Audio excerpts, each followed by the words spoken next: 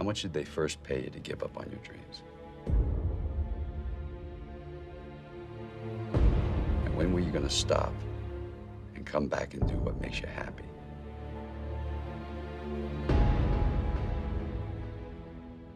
I see guys who work at the same company for their entire lives, guys exactly like you. They clock in, they clock out, and they never have a moment of happiness. You have an opportunity.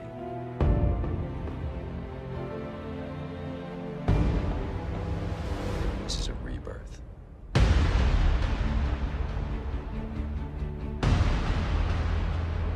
Starting at the bottom on Amway is wherever you are today. Everybody starts at the bottom.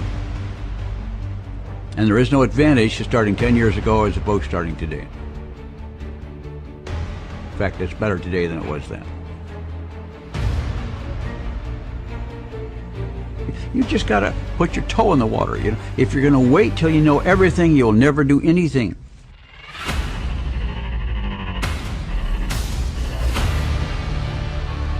A medium, you have to work so hard to get your stuff heard or seen. And so if you don't absolutely love it, you will burn yourself out.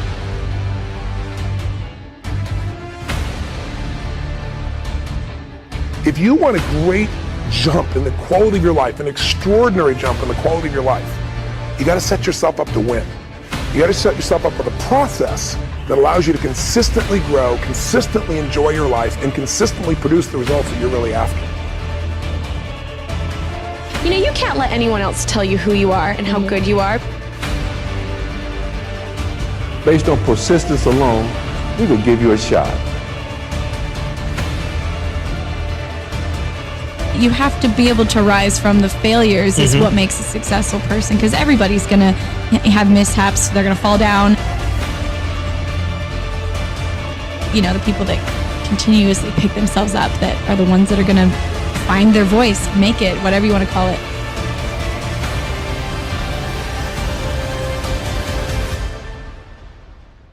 One of the things that really helped me have the courage to change was that I realized that I'm not alone.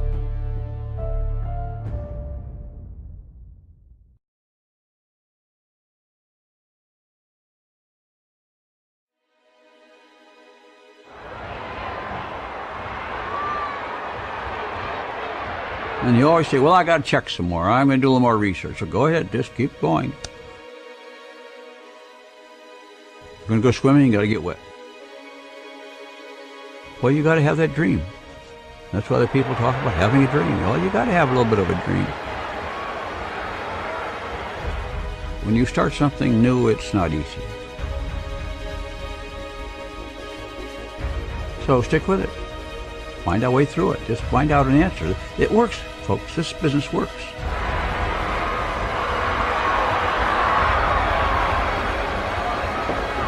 You answered the call.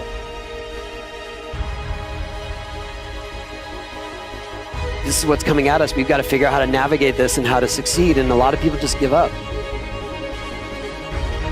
It is through the disaster, it is through the adversity that our strength is developed. If everything went the way you wanted it to go, you wouldn't have anything to exercise by. It's a gymnasium of life where you get the workout, the resistance, and you find out things about yourself that you didn't know.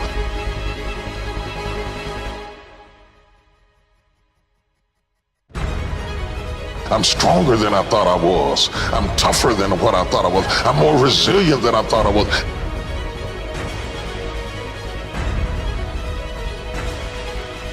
Change happens in a moment. A breakthrough happens in a moment. What is a breakthrough? A breakthrough is that moment in time where suddenly the impossible becomes possible. Not just intellectually, but you do something about it.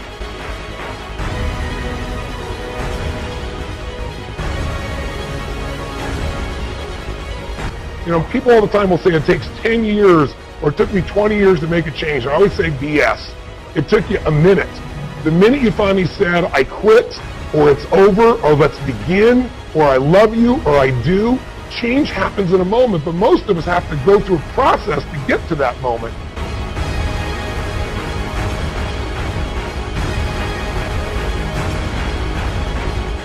That everything in our life changes the moment we make a decision.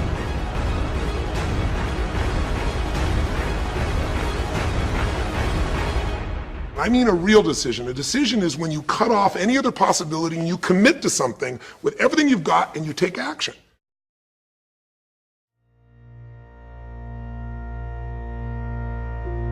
Don't ever let somebody else tell you what you can't do.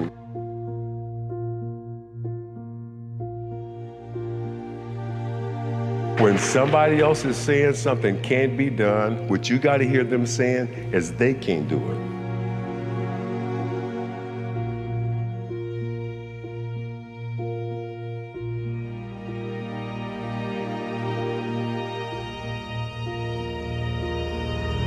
I refuse to die an unlived life.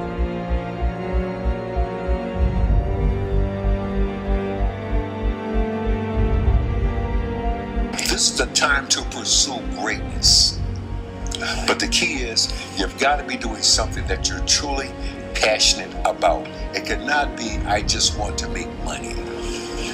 It can't be that. It's got to be something that the sun can't come up soon enough in the morning because you want to go do your thing.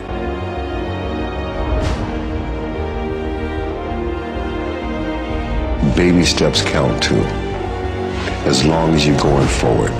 And one day you add all those baby steps up and you might be surprised at where you can get to.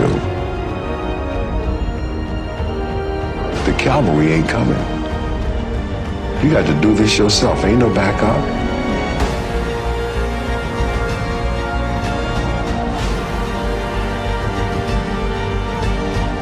The cavalry ain't coming. You got to do this yourself.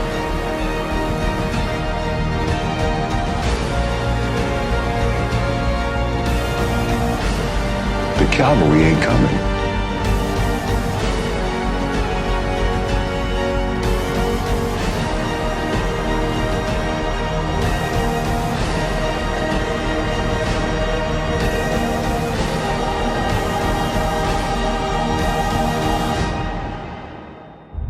How exactly are you going to navigate these new realities?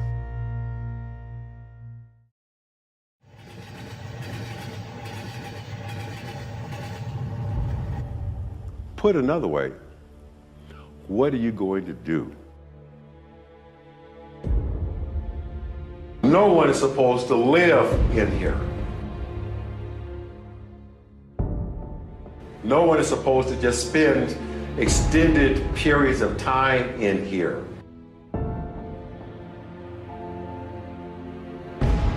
This is a public restroom. This is not a living space. But were it not for this space, there were some days we would have had no place else to go. I mean, a lot of decisions, a lot of hard decisions were made right here about what are you going to do with your life? Where are you going to go? How are you going to get there? You got to have a plan. Everybody's got a dream. Everybody's got a goal. What's the plan? And your plan has got to have something I call the C5 complex. Your plan has got to be clear, concise, compelling, consistent, and committed. You've got to have a plan.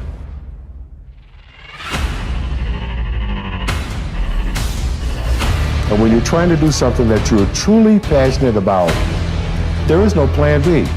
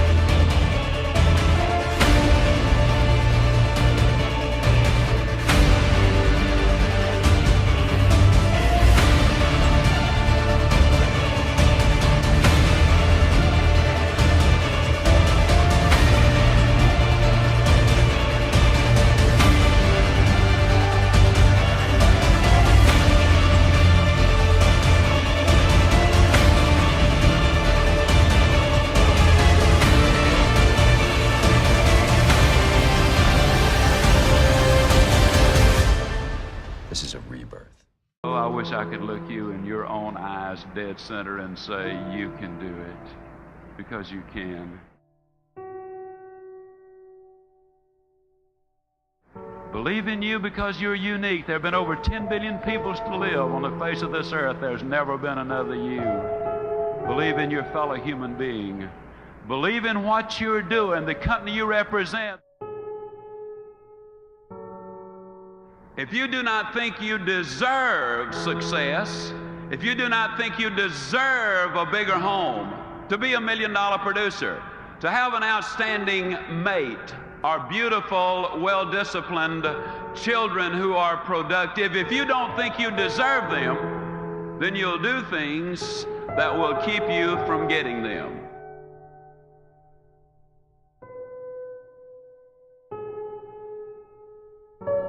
The greatest message I could ever give to you is that one simple thing. Yes, you can grow. I say it with all of my heart. I know in my mind that man was designed for accomplishment, that he's engineered for success, that he is endowed with the seeds of greatness. You can start from where you are with what you've got. And so long as you build on a moral foundation, I believe you can get anything you really want if you'll just help enough other people get what they want.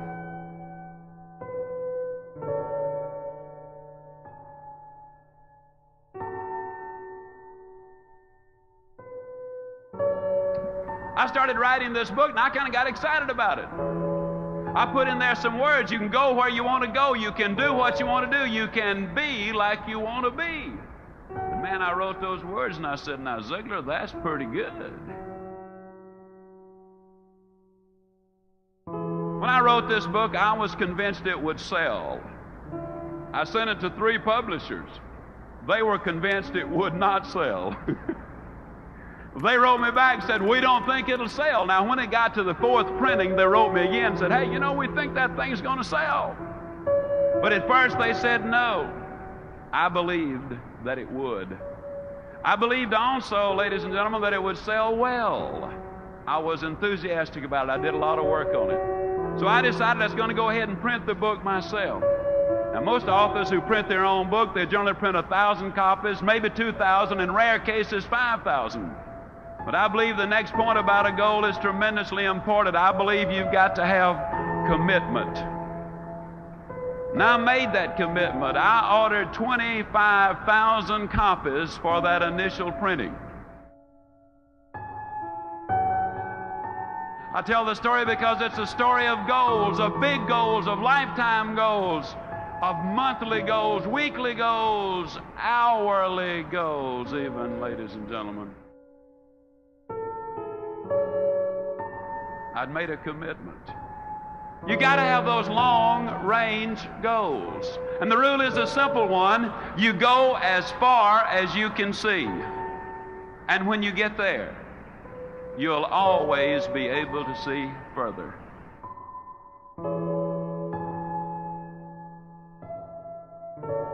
People today complain of lack of time. It's not lack of time that's the problem, it's the lack of direction. Are you a wandering generality? Or are you a meaningful, specific?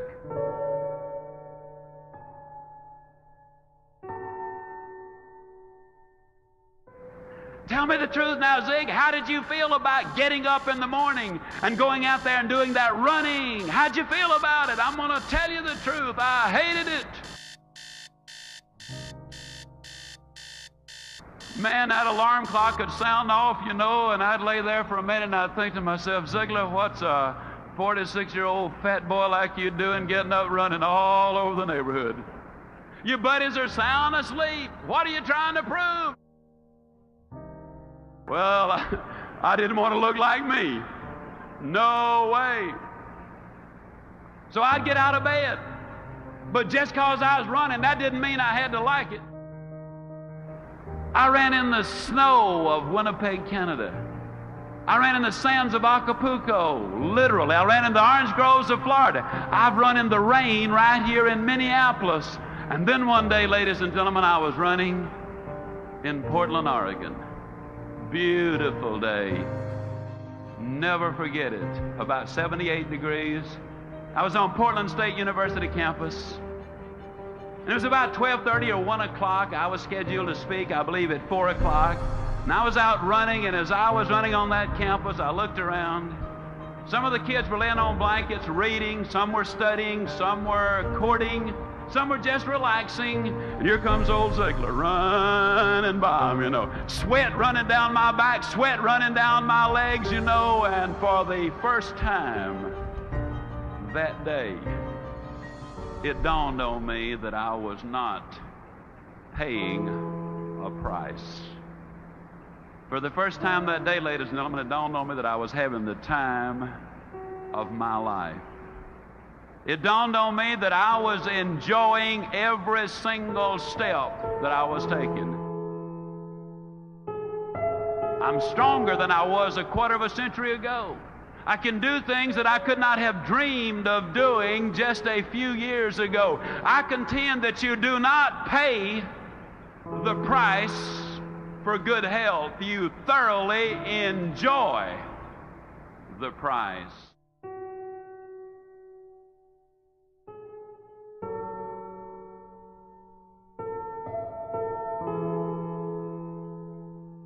Let's look at number one. Let's sell you on the idea of having goals. Are they important?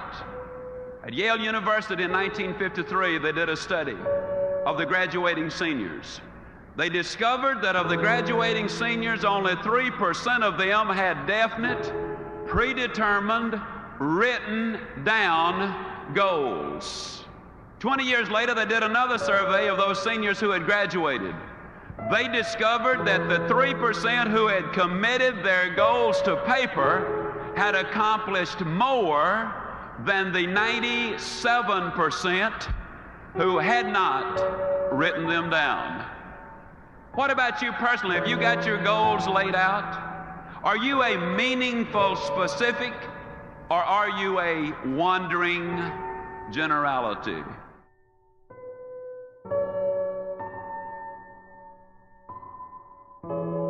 How could a man hit a target he could not see? That's a pretty good question. Here's another one. How can you hit a target you do not have? Have you got one? Are you a wandering generality, or are you a meaningful specific? Are you going to work tomorrow because that's what you did yesterday? If that's the reason you're going tomorrow, you won't be as good tomorrow as you were yesterday because you're 2 days older and no closer to the goal you do not have.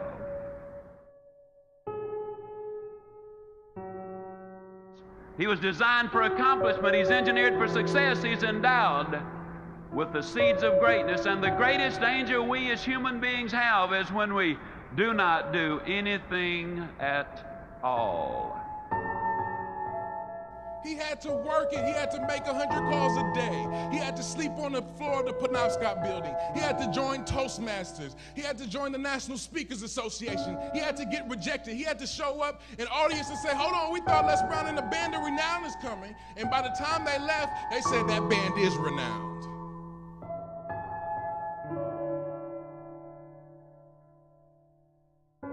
Nobody gave him a shot. Nobody gave him a chance. Nobody said, let me take you in the studio and put you in front of a green screen. It's not a question of whether or not it's possible. Conquering is part of your description. It is in your nature. The will to overcome and produce was designed to be a part of your genetic makeup. Wake up, wake up, wake up.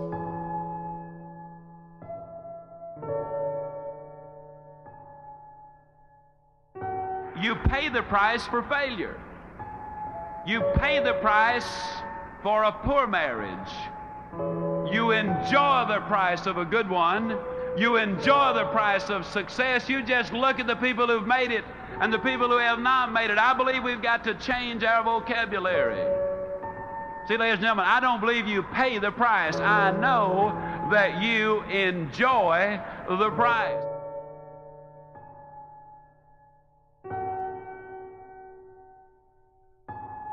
I'm going to close not by wishing you a good day, I'm going to close by guaranteeing you a good forever. And I truly will see you at the top.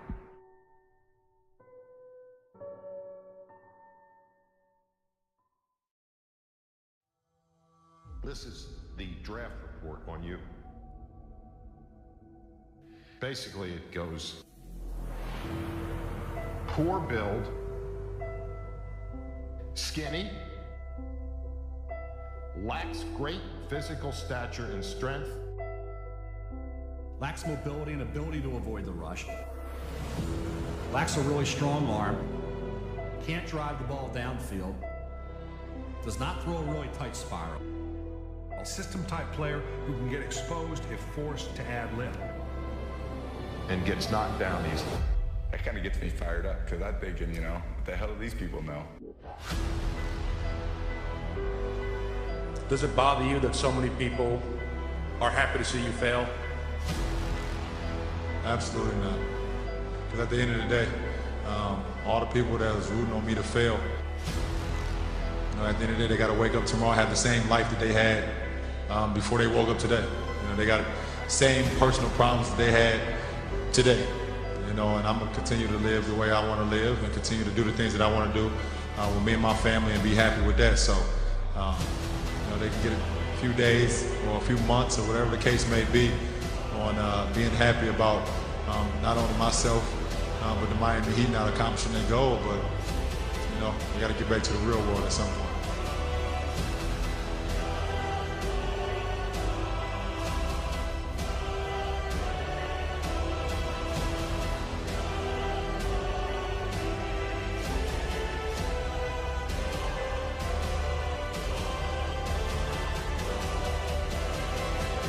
Pay a lot of attention to reviews and those kind of things?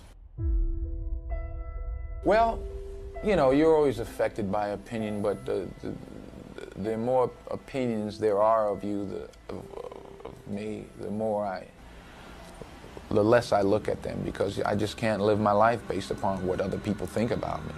So I can't concern myself too much with what other people think. You know, it's just not healthy. I don't think I could continue to do what I do if I was constantly worrying about what somebody thought about it.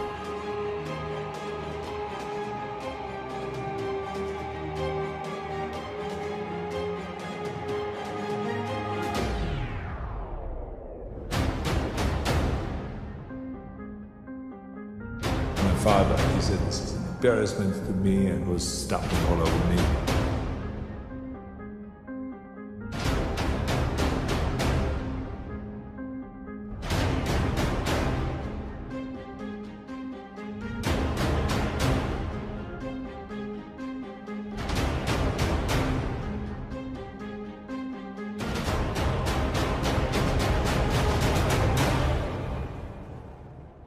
I think every time I say I'm about to do something, people are waiting for me to fumble.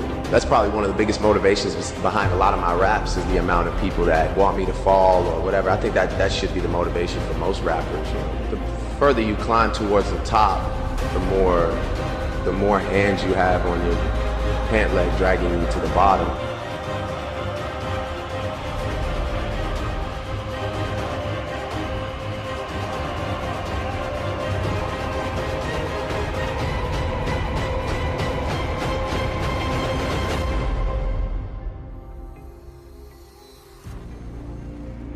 So many people I talked to at that time for Alipay, they say, this is the stupidest idea you have ever got. But I say, I don't know the stupid or clever, as long as people use it. Now we have 800 million people using this Alipay.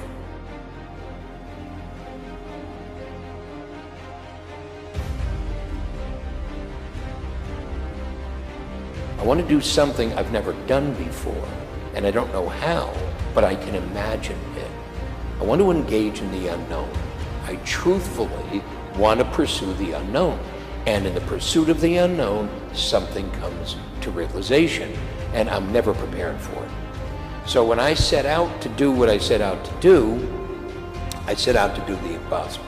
Everybody told me, you're nuts, you can't do that, you can't do that. And that's also consistent with all entrepreneurs.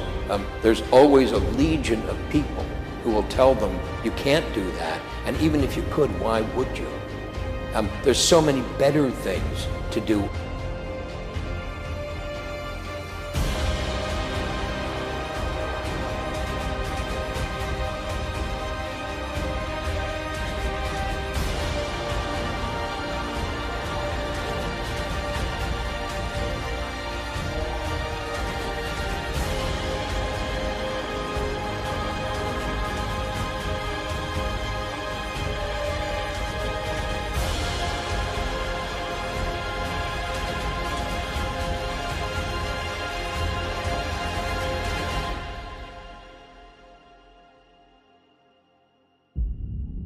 Well, the biggest struggle, man, was just getting around other people that would say I could do it.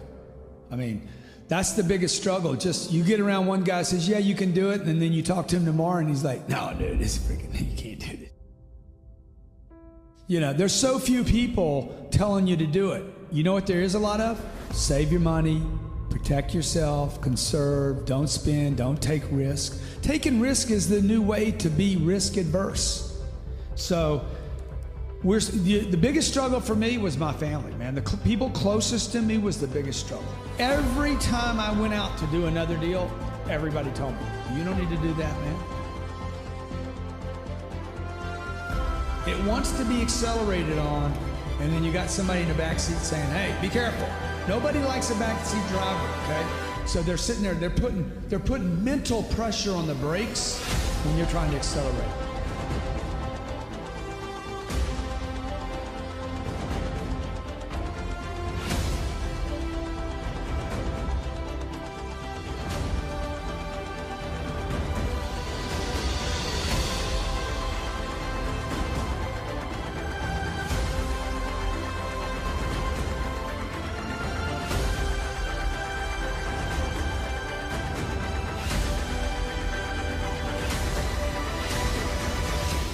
I think I have an insatiable appetite to make things and share things with the world. I have, I'm compelled beyond a reasonable doubt to do what I do. I don't think that it can be a reasonable or logical choice.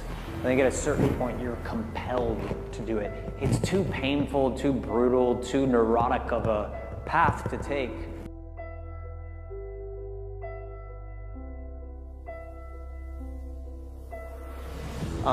So I think that compulsion has to be there. It has to be something that you can doubt all the time, but deep down inside you know that this is something you have to do.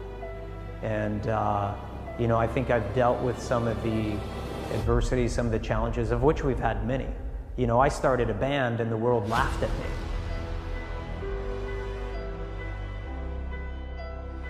And we've had an incredible life as a result. So if I had listened to the choir, to the chorus of everyone, I would have stopped. Because that's what people want you to do. For some reason, some people would rather kill your dream than see you succeed. I don't know what that is, I think it's important to be stubborn and to follow your dreams no matter what.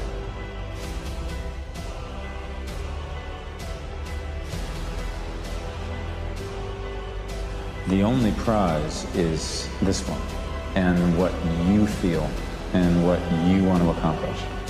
And if you can, as you start out, these, what could be lean years, or could be fat years, I feel that I very often watch a lot of young people sort of meander around without any idea about why they're doing what they're doing. I mean, to want and to be ambitious and to want to be successful is not enough.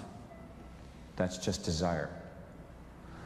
To know what you want, to understand why you're doing it, to dedicate every breath in your body to achieve. If you feel you have something to give, if you feel that your particular talent is worth developing, is worth caring for, then there's nothing you can't achieve. You missed me when I was flunking out of college. You didn't know me. You didn't know me when I had a severe stuttering problem. You didn't know me when I could not talk outside of my house. You didn't know that when I went to the store, I couldn't say it. When I went to school, I couldn't talk. You didn't know I was teased beyond belief because of this severe stuttering problem until I was 15. You missed me when I flunked out of college. You missed me when I was homeless and I lived in a car for 3 years. You missed all of that.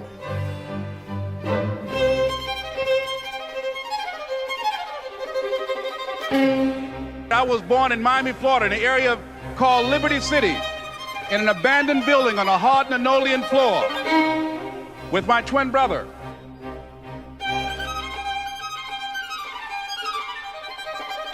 So you turn your TV on now and you see me, you see, man, this dude is, look at him, he balling, he out of control, he got TV shows, he got money, look at him, he living, oh man, but you missed me. You missed me when I was getting here. My mother got pregnant with me at 15 years old. I grew up on the east side of Atlanta in a neighborhood by the name of Kirkwood. Drugs, gangs, violence, you name it. And I came up in a 2-bedroom home, 14 people. We were 6 weeks of age. We were adopted.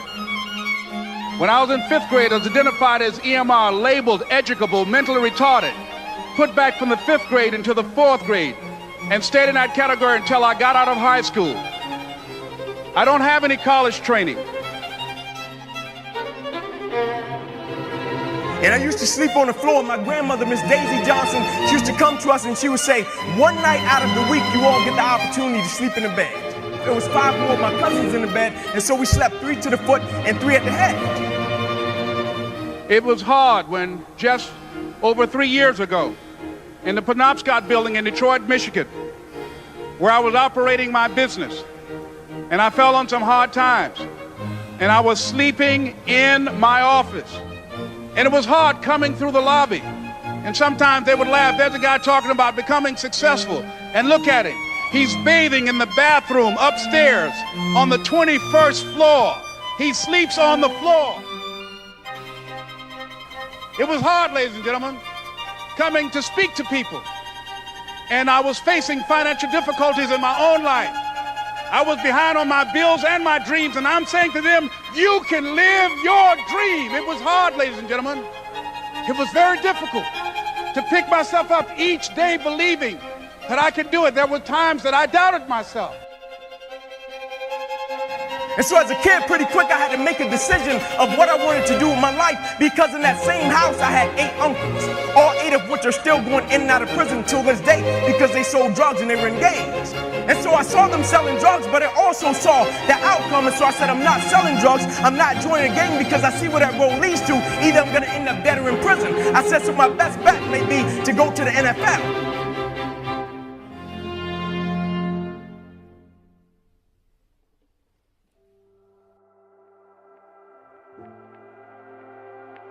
I said, God, why is this happening to me? I'm just trying to take care of my children and my mother. I'm not trying to steal or rob from anybody. Why did this have to happen to me? It was very hard. And here's what I want to say to you. For those of you that have experienced some hardships, don't give up on your dream. No one could have convinced me by holding on, by continuing to push forward, by continuing to run toward my dream, that one day I would have my own talk show. It's a long shot, ladies and gentlemen, from Liberty City, an abandoned building on a floor, never knowing my mother or father. It's a long shot. Being here with you today in this dome in Atlanta, it's a long shot. No college training, labeled educable, mentally retarded, but I kept running toward my dream. I want to go to the NFL. I feel our family deserves a better way of life. Let's work for it. And so every night we would go out and we would race light pole to light pole in Kirkwood. No shoes. Light pole to light pole every night. You see, most nights after practice, everybody would leave to go home, and I always had to sit in the park because my mother worked at Wendy's.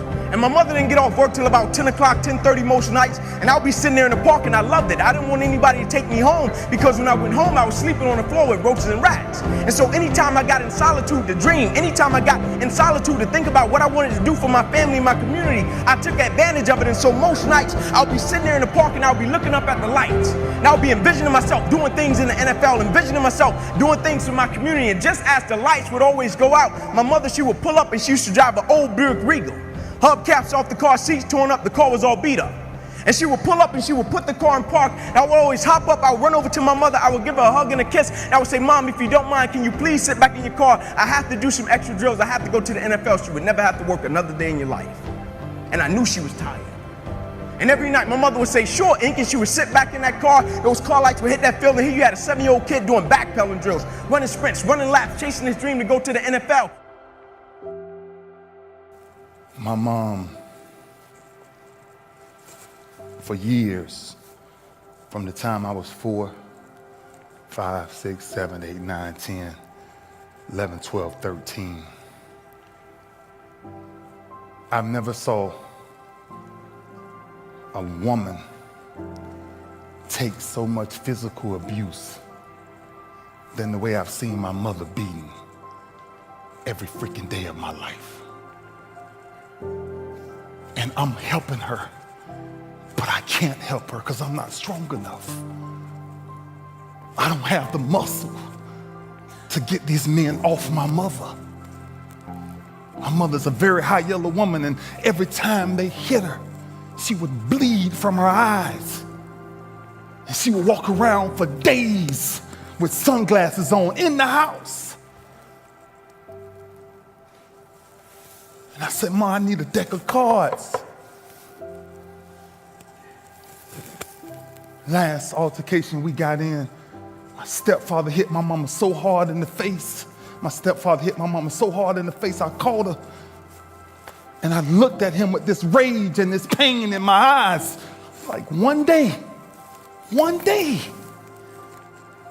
And I took this deck of cards. And I couldn't live in the house, so I had to live in the garage. And after this last altercation we had with this guy, I ran to my garage and I grabbed this deck of cards and I flipped a 7 and I started doing 7 push-ups. I flipped a 6, I did 6. I flipped a 9, I did 9. I flipped a 2, I did 2. I flipped another 9, I did 9 until I got all the way through the deck. Jack, Queen, King worked 10. Jack, Aces 25s and Jokers 50.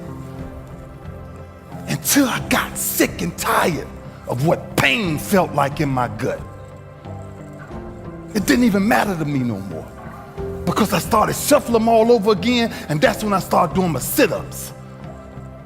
Because I wanted to make sure sports wasn't the reason why I started training. It was to make sure man never put his hands on my mama again. That's why I started doing what I started doing. Sports was a byproduct of what people started to see. It was the behind the scenes that was driving me crazy.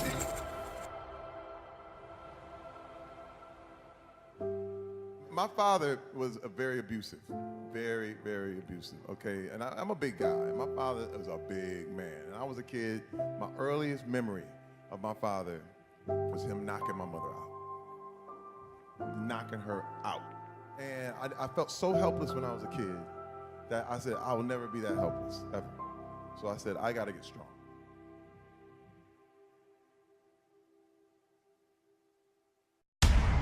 Inky Johnson, do you even think you're gonna play at the University of Tennessee? He said, you're 135 pounds.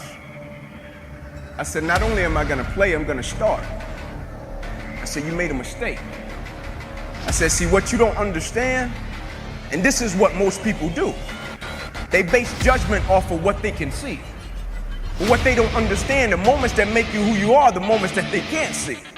You see, anybody can be on their best behavior when somebody is standing over their shoulder, watching them, seeing if they're gonna do what they're supposed to do. But what they're reporting and see, you see, he could see I came from Crim High School. He could see I was 135 pounds. He could see I was 5'9". He could see all of the stats. He could see all of that. But what he never saw was when I was in the park with my mother when I was 7 years old. She was sitting in that Buick Regal at 10:30 at night. What he didn't see was every Saturday morning at 5:30, I was up running 2 miles to a fire station and 2 miles back home. What he didn't see was every time I slept on that floor with ropes and rats with my cousins, I got up every morning, went to school, and never made one excuse. What he didn't see was on Christmas Eve, when a guy came through me and my cousin's window, he stuck a 9mm and a 45 in both our face and took all of our Christmas gifts, and we had to stand on the curb, and our mother told us, y'all just be great. He didn't see that.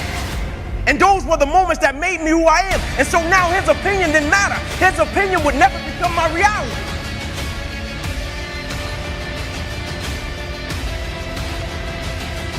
It's necessary to know that everybody won't see it, that everybody won't join you, that everybody won't have the vision, that a lot of people like to complain, but they don't want to do anything about their situation, that you are an uncommon breed. You have to know within yourself that I can do this. Even if no one else sees it for me, I must see it for myself.